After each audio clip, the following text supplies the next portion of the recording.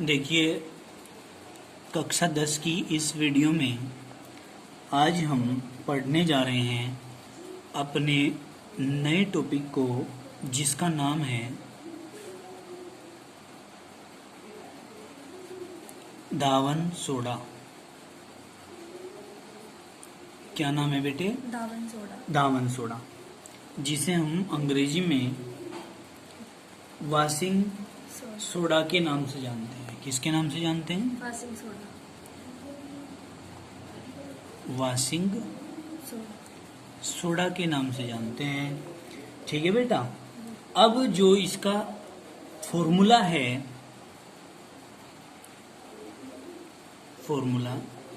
Formula होता है इसका Na2CO3 इंटू 10H2O। अब इसके साथ साथ हम इसका फॉर्मूले से ही इसका केमिकल नेम देखते हैं। केमिकल नेम क्या है,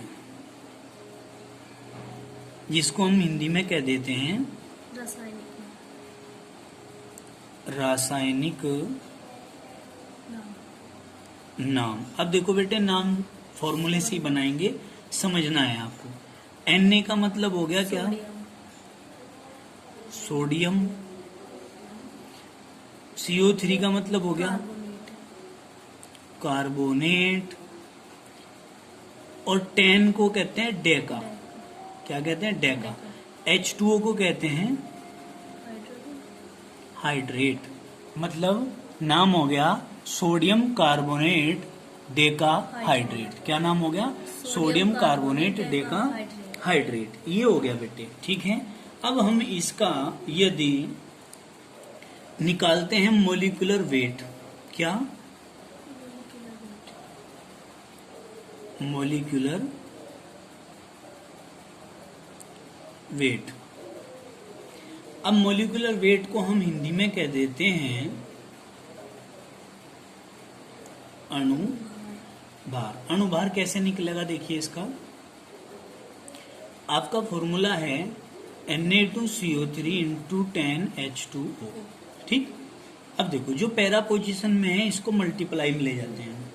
2 गुना Na का होता है कितना? 23 प्लस कार्बन का 12 प्लस 3 गुना ऑक्सीजन का 16। ठीक। प्लस, समझ गए, 10 गुना 2 हाइड्रोजन का कितना होता है? 1 प्लस ऑक्सीजन का कितना होता है?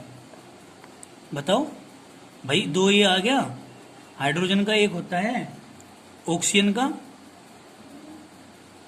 16। समझ में आ गई बात? 2 गुना किसका होगा बेटे? अणुभार की लिस्ट नहीं बता रखी मैंने आपको। अणुभार, ये जो शुरू में लिस्ट है वो दिखाओ कहाँ है। ये तो रही, ये अणुभार ही तो है, एटॉमिक वेट ही तो है। अब आप देखो, ऑक्सीजन का कितना है यहाँ? ऑक्सीजन का कितना है? 15.999 मतलब 16। ये लिख दिया 16। इसमें से याद करनी है, ठीक है। हाँ, अब देखो, 23 दूनी कितने हो गए? 40 प्लस 12 प्लस 16 दिया 48 प्लस 10 गुना 2 एकम 2 प्लस 16। क्या हो जाएगा? इनको जोड़ो, इनको सारों को जोड़ेंगे, कितने हो जाएंगे?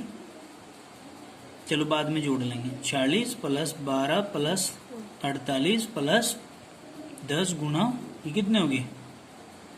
18। समझ में आ गई बात? तो क्या करेंगे?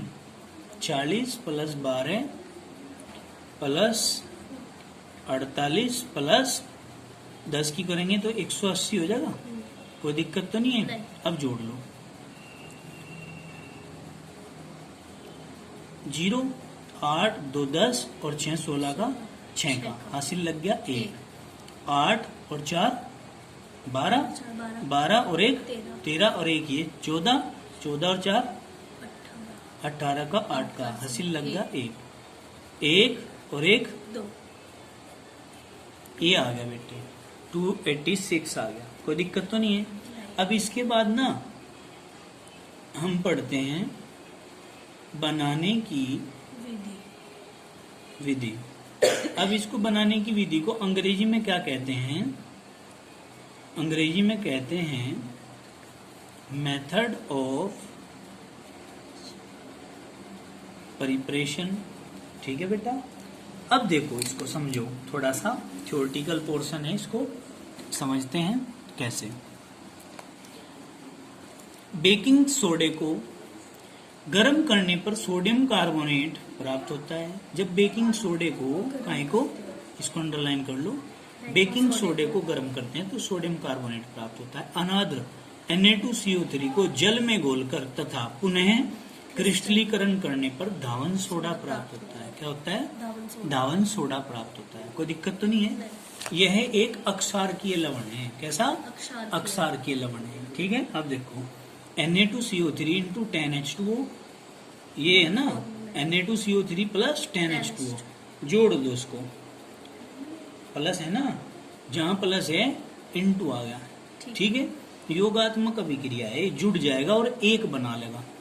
ऐसी अभिक्रियाएं जिनमें दो या दो से अधिक पदार्थ आपस में जुड़ के एक उत्पाद बनाते हैं, एक, केवल एक, सिंगल, जहां प्लस था इंटू आ गया, तो वो योगात्मक अभिक्रिया हो जाता है। ठीक है। अब बनाने की विधि पढ़ लिया आपने, सोडियम बाइकार्बोनेट को गर्म करेंगे तो प्राप्त हो जाएगी।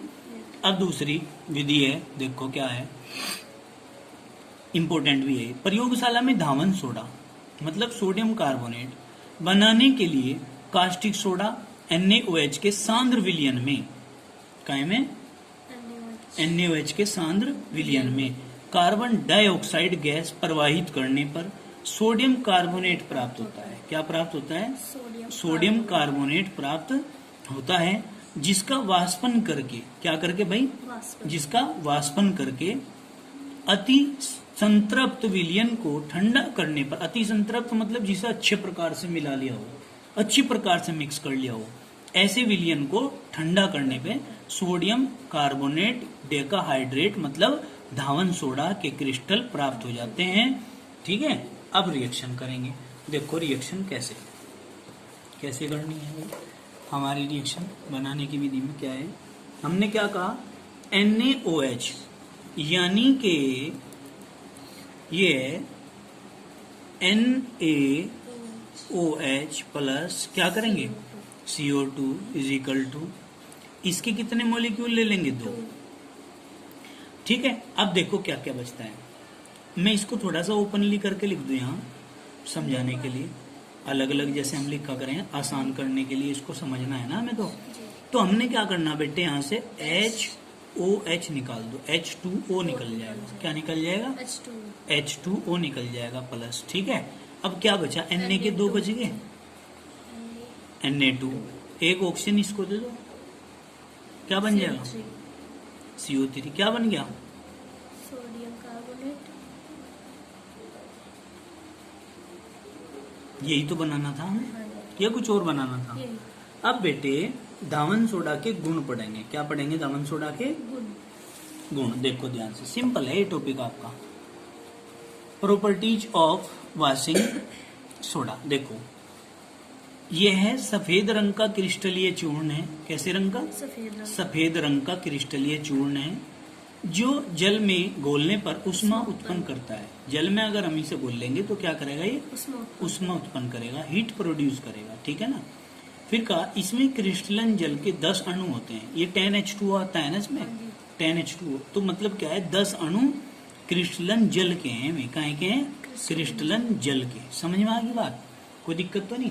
क्रिस्टलन जल कैसा हो, जैसा फिटकरी के अंदर हो, जैसा हाँ नमक के अंदर हो, समझ गए? क्रिस्टली तो है, तो वो जल की मात्रा होती है उसके अंदर उनकी थोड़ी बहुत, हाँ, जो शुष्क रखने पर या शुष्क वायु में रखने पर निकल जाते हैं। अगर हमने इसको शुष्क वायु में रख दिया तो ये निकल जाएंगे। इस क्रिया को उत्फुल्लन कहते हैं। क्या कहते हैं इस क्रिया को? धावन सोडा को गर्म करने पर निर्जल सोडियम कार्बोनेट प्राप्त होता है। क्या प्राप्त होता है? निर्जल सोडियम कार्बोनेट प्राप्त होता है। देखो कैसे, Na2CO3 इंटू 10H2O, जैसे ही गर्म किया ये 10 जल के अणु जो है ये वाले ये बाहर निकल जाएंगे, मतलब प्लस दिखा जाएंगे। ठीक है, प्लस करके दिखा दिया मतलब अलग निकल गए। अब देखो धावन सोडा के उपयोग क्या क्या है। धावन सोडा के उपयोग पढ़ेंगे बेटा, इसका मतलब गर्म करने का। हाँ, इसका मतलब ये चिन्ह होता है जवाला का, काहे का? गर्म करने का। कांच में साबुन बनाने में इसका प्रयोग किया जाता है। जल की अस्थायी कठोरता को दूर करने में भी इसका प्रयोग किया जाता है। ठीक है, जल की अस्थायी कठोरता को दूर करने में भी क्या होता है बेटे, इसका प्रयोग किया जाता है। कागज तथा कपड़ा उद्योग में भी इसका प्रयोग किया जाता है। और बेकिंग सोडा मतलब NaHCO3, NaOH तथा बोरेक्स Na2B4, ये बेटे गलत है, यहाँ BO4 है ना, ये खाली आपने क्या लिखना है B4, Na2B4O7, O7, समझ में आई बात। बोरेक्स बनाने में भी इसका प्रयोग किया जाता है। फिर हमने कहा जैसे सोडियम के यौगिक आदि बनाने में भी इसका प्रयोग किया जाता है। घरों की सफाई करने में भी इसका प्रयोग किया जाता है। बताओ जरा, इतनी बात समझ में आई क्या? तो ये टॉपिक जो है आपका आज समाप्त हो जाता है। नेक्स्ट टॉपिक हम नेक्स्ट वीडियो में पढ़ेंगे, जो कि हमारा प्लास्टर ऑफ पेरिस है। ठीक है, कल उसे अच्छे प्रकार से एक्सप्लेन करेंगे नेक्स्ट वीडियो में। इसको ध्यान से आप लोगों ने हमारे साथ में पढ़ा, इसके लिए आपका धन्यवाद।